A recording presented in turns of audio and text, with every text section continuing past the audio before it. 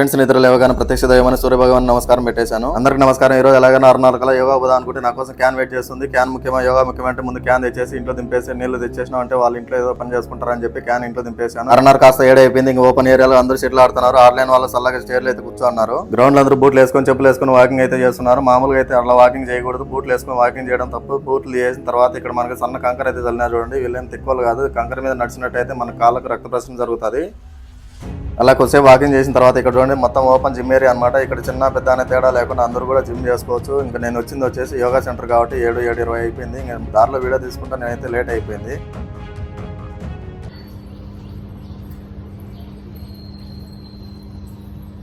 నార్మల్గా అయితే కింద మగవాళ్ళకి పైన ఆడవాళ్ళకి అయితే సపరేట్ ఉంటుంది. కానీ ఈరోజు వచ్చేసి కంబైన్డ్గా యోగా అయితే చేస్తున్నారు. ఇంకా మొత్తానికి అయితే ఈరోజు ఒక పని అయిపోయింది. యోగా అయిపోయిన తర్వాత ఇంటికి డైరెక్ట్ బయలుదేరేసాను. యోగా చేసి ఇంటికి వచ్చేలోపు ఎగ్ రైస్ రెడీ చేసి మా వారి అయితే డైనింగ్ టేబుల్ మీద పెట్టేసింది. ఈ వీడియో ఎలా అనిపించిందో తప్పకుండా కామెంట్ చేయండి, మరియు లైక్ చేయండి.